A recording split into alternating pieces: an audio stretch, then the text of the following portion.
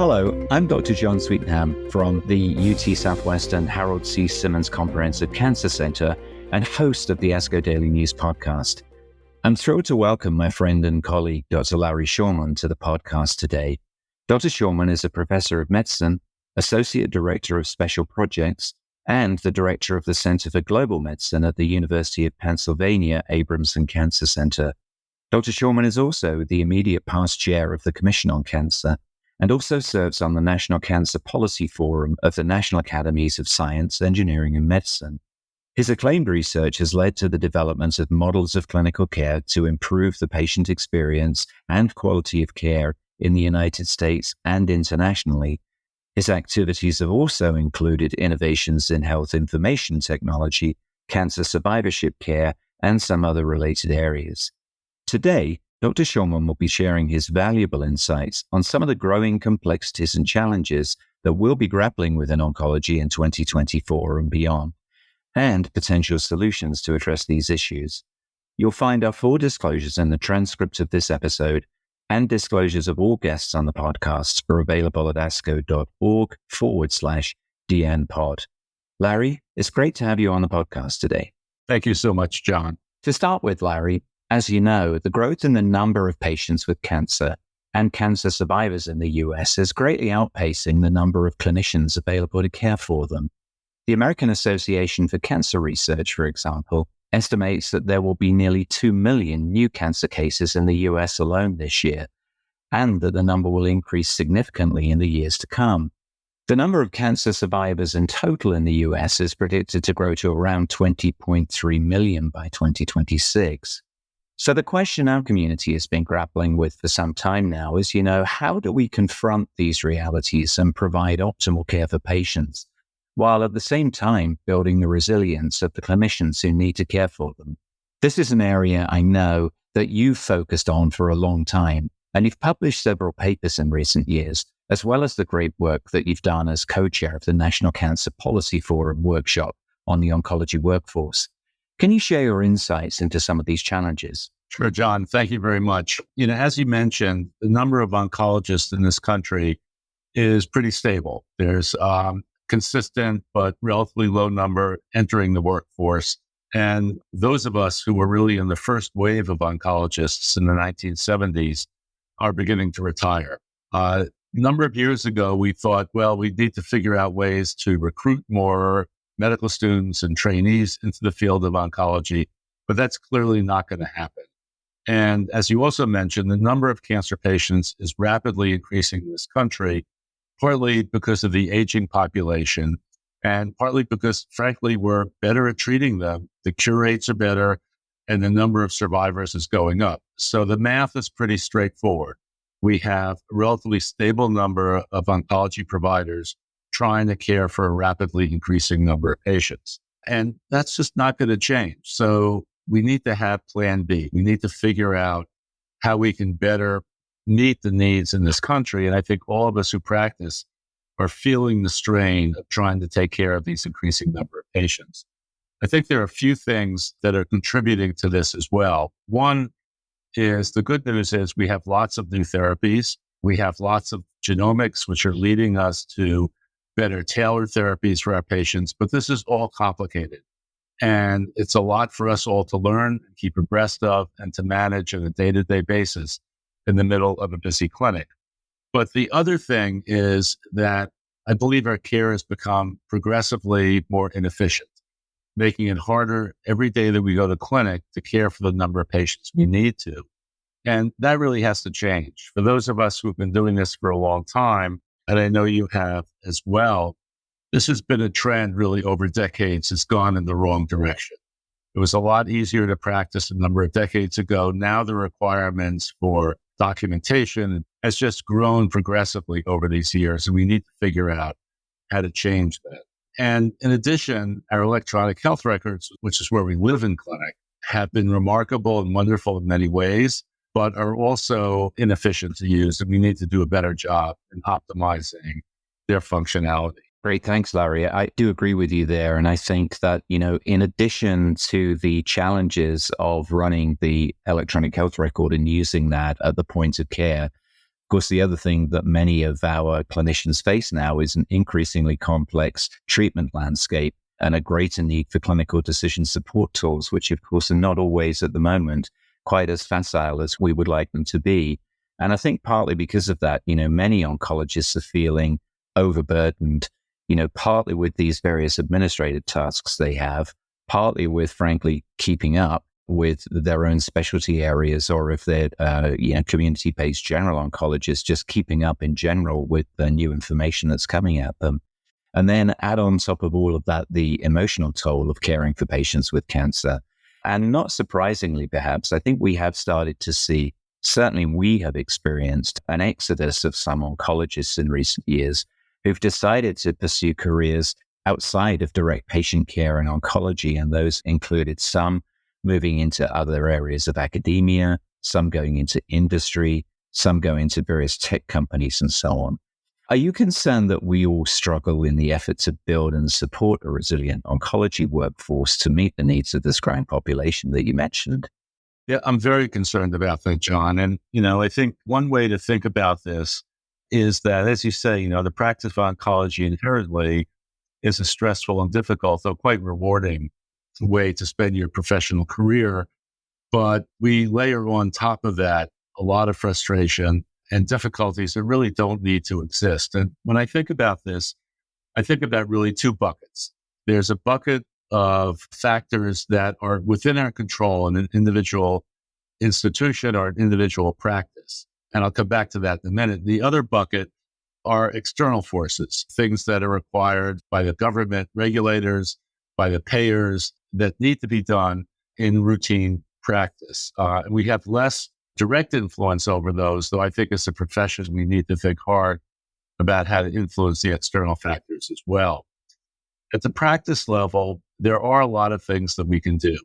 One has to do with optimizing our electronic health record, which does have, in most cases, the ability to have it customized by institution in a way that would make it optimal. And some of that, again, is external because we're dealing with a vendor product that has some limited ability to be customized, but we need to do a better job of the technology that underlies our practice every day when we go to clinic. The other major factor is support, whether it's advanced practice providers, nurses, medical assistants, navigators, and other personnel who can, in fact, help to support the patients, help to support their families, and help to support the clinicians who are on the front line trying to care for these patients.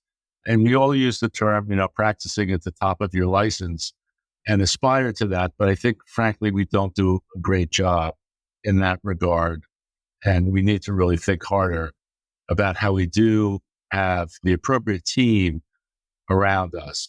In addition, I would say that there are a lot of other things at the practice level that we need to think about, including, the facility of ordering radiologic studies and consultations and so on, all of which are often more cumbersome than they should be. We really need to not put these obstacles in the way of our clinicians. Externally, I think we need to, get the payers and to get the government, CMS, to understand that the current state is just not going to be viable going forward, and they need to make some big changes. And I think one of the ways to think about this is that you want to, rather than doing something differently, you want to do a different thing. I mean, they really need to make some paradigm changes in what's required day in and day out from our clinicians. Absolutely. So I want to pick up on something that you mentioned there, which is the role of navigators and the benefits that patient navigation can have in several domains, but certainly it can help to reduce the burden on oncologists and strain in the system in general. But to take that a little bit further, I wonder if we could talk a little bit about how navigation can help in reducing care disparities. You were saying before we came on the podcast today that the concept of using patient navigators to reduce disparities in care is not new. It's been around for many, many years, but it seems like we almost have to keep relearning that they really help in terms of reducing various disparities, which may be rural disparities, racial and ethnic, and so on. There are plenty of data out there, as you've mentioned. Just to quote a couple of studies, there was the ACURE trial published a couple of years ago now, which was really a multi-pronged intervention to help Black patients overcome obstacles to completion of treatment. And it included navigation along with a number of other interventions, electronic health record flags to alert caregivers to missed appointments, providers to missed appointments, I should say. It also included physician champions to help engage the healthcare teams and some educational interventions as well, with a significant impact on the access to care from Black patients. Levine Cancer Institute in the Carolinas conducted a study in my own world in aggressive large B-cell lymphoma a number of years ago, where they showed that they were able to navigate all of their patients into guideline concordant care, which essentially eliminated the disparity in outcome between Black and white patients in their population. And then more recently, a study from the University of Maryland looked at Black men with prostate cancer and demonstrated that with the intervention from a navigator, the number of those patients who had their appropriate genetic testing was increased enormously to levels which were comparable with the white patients in their community. No clear evidence yet that that's impacted outcome, although intuitively one would think it would. But nevertheless, as you've already pointed out, there is a ton of evidence that navigation can help us to eliminate disparities. Could you talk a little bit about your own insights into that area and the work that you've done? Sure. A few years ago, the National Cancer Policy Forum held a workshop on navigation in cancer. And we spent a couple of days in Washington going over many of the studies you've mentioned. And one of our speakers was Harold Freeman, who was a surgeon in Harlem, who I think 60 years ago showed that patient navigation could reduce disparities in cancer care in his setting. And I think the surprising and somewhat disappointing aspect of this is, when we have a new therapy, whether it's immunotherapy or whatever, that is shown to improve overall survival and outcomes, we adopt that. We start using it. And yet here, something that's, relatively straightforward, patient navigation, which has been shown, as you say, to improve access to care, to improve guideline concordant diagnostics, guideline concordant treatment, patient satisfaction, and ultimately improve outcomes and reduce disparities, has not been embraced in the same way that new therapies have been embraced. And from my point of view, these factors are equally important. They translate into patient outcomes ultimately, just like the therapies that we choose do. And we need to really buy into that. We need to understand that this really affects our patient outcomes as much as our therapies do. So a couple of things. One is that you've already mentioned the different ways that navigation might improve outcomes. And that's clearly the case. But there are other aspects which are really critical to the line of conversation that we've been having. And that is that navigators fill vital roles that, when they're not present, are often filled by the treating physician, trying to make sure that the diagnostic tests, the genomics are all done, trying to make sure that the patient is getting their radiologic studies on time, trying to make sure that appropriate appointments are being set up. Navigators are very, very good at doing this. They're very good at bonding to the patients and helping the patients feel secure through this cancer journey. But if they're not there, either those things don't get done, or the clinician, the treating physician, or the advanced practice provider is doing that. And so it has the dual effect of both burdening clinicians who really have another role in the care of the patients, doing these other scheduling and navigation functions, as well as improving the overall care. I will say that in my own experience, it's important to have navigators who are skilled in their areas, that understand the diseases that we're treating, that understand the patient's needs in relation to those diseases and the treatments and diagnostics that we have to offer. So there is a real skill to navigation, but a skilled navigator really makes a huge difference to the patient. And again, not only in the very tangible ways that you mentioned, but also, frankly, in the psychological security of the patient. And patients will tell you this, and there are surveys out there that show this, that patients, who are undergoing a new diagnosis of cancer are terrified, do much better psychologically when they have a navigator at their side through this journey. But it has tremendous benefit to the clinicians as well. I wanted to mention one other thing, and, why haven't we embraced navigators? I can only speculate, but one of the comments that I get from health system administrators is, well, they cost a lot of money, and, their work is not reimbursed as part of healthcare reimbursement.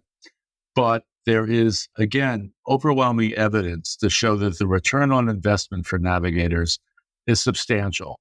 And it's substantial because it keeps patients in your practice. It provides more efficient care at all levels. And we published out of the National Cancer Policy Forum work, an article that basically shows from a variety of different centers, including mine at Penn, that there is a tremendous ROI for having navigators. So yeah, it's a little bit of money up front to hire them, but ultimately it's a good thing financially as well as clinically. Yeah, so often with these kind of wraparound services that we all are so important to our patients, showing and being able to clearly demonstrate the kind of downstream revenue from those services is difficult, but is, I think, probably evident to those of us who are in the clinic and see what happens. So maybe we need some more sophisticated financial models to be able to highlight that to our leaders in the health systems. But I think that the evidence is really quite clear. So Larry, one of the disparities that you've mentioned, and perhaps we haven't focused on quite so much in this discussion, has been the issue of cancer care for rural communities. And I think it's important that we highlight the challenges that oncologists are facing in rural communities across the country in caring for patients who live many miles away from a hospital or clinical practice, and where the oncologists do not have the kind of support system that you'd find in an academic center in a major city. Can you comment a little on that? Sure, John. This is a real problem. I and others have published on cancer survival statistics in rural settings and in small community hospitals. And they are, in fact, inferior to larger academic cancer centers, probably for a multitude of reasons. And one of our colleagues, Otis Brawley, made the comment a number of years ago and still repeats it, that your likelihood of surviving cancer in the U.S. is more tightly linked to your zip code than your genetic code. And there is some truth to that. Now, there are tremendous challenges for providing cancer care in a small rural hospital. We practice in academic medical centers. I'm a breast cancer doctor, and I spend all of my time trying to stay current in breast cancer, and it's a field that's changing rapidly. It's hard for me to imagine how my colleagues who are generalists in the community are keeping up with the advances in so many different diseases. And I think, frankly, it's really, really hard to do that. In addition, at all of us at academic centers, we have weekly tumor boards. We get to ask our colleagues what their thoughts are about our difficult cases. We get a lot of input from pathologists and radiologists and other colleagues. And frequently, clinicians, physicians, oncologists practicing in rural hospitals don't have that constituency around them for them to bounce difficult patients off of to try to figure out what the best approach might be for a patient. So the differences are terrific, and the support is just not there. This is something that our country has not really confronted. We have a very big country geographically. Some of the areas of the country are quite rural. A patient can't be expected to travel 4 hours in each direction to an academic cancer center. We need to figure out how to better partner between our academic cancer centers and our community colleagues to support their care in ways that we've not done routinely up to this point. I know that the National Cancer Institute is very interested in this and trying to figure it out. But again, I think we have to feel a collective responsibility to support our colleagues in the community. They try really hard. They're working really hard. They're doing the best they can, but they just don't have the support that we have in academic cancer centers. Yeah, sure. Before we wrap up the podcast today, I'd like to circle back a little to something that you said earlier, and a topic that I know that you've published about quite extensively in the past, and that's the issue of healthcare technology. And I think we'd probably all agree that healthcare's been a little bit slow to capitalize on technology to improve our care processes and outcomes. And your research has highlighted that technology can facilitate patient-clinician interactions in a number of ways through augmented intelligence, texting, chatbots, among other things. Can you tell us a little bit about this, how you think that AI might be able to help us in the future to streamline the management of some of these medical and administrative issues that we've been talking about today? Sure, John. It's hard to turn the TV on and read a newspaper without an article on artificial intelligence. But the word you used is the word that I use, which is augmented intelligence. I don't think we're looking to replace clinicians with technology, but we're looking to, in fact, make their jobs easier, to remove some of the tasks that they don't need to do themselves as really an assistant, if you will, another assistant. Now, we have used technology extremely poorly in the medical profession overall. I'm not quite sure why that is. But if you look at the banking industry or other industries, they've used technology tremendously well with great benefit. Benefit not only for the people who are using the services, in our case, the patients, but also those who are providing the services, in our case, the clinicians. So I think we need to do a better job. We need to have electronic health records that are, in fact, helping rather than sometimes hindering or making frustrating the care of the patients. We need to use artificial intelligence or augmented intelligence to interact with patients and help them manage them. We're using augmented intelligence chatbots to manage patients who are on oral chemotherapy, able to do a lot of the tasks that normally the clinicians would be doing without in any way jeopardizing the safety or the well-being of the patient. The patients actually tell us that they like this, that it's just another way to feel connected to their practice in a way that's efficient and easy for them through texting rather than sometimes trying to call the practice, which can be frustrating.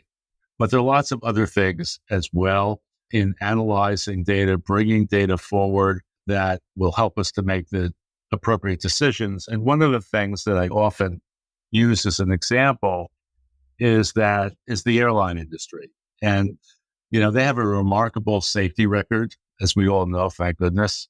But if you sit in the cockpit of an airplane and you look at the instruments, all of the critical data is right in front of them, unencumbered and very clearly presented, because they need those data to fly the plane. And they need those data to be rapidly and easily accessible. They can get all the data they need. You look at the cockpit ceiling, it's got 1,000 switches on. Everything they need is there. But the critical data is never hidden and always presented. I don't think that, in fact, is the way our electronic health records are set up. In fact, quite the contrary.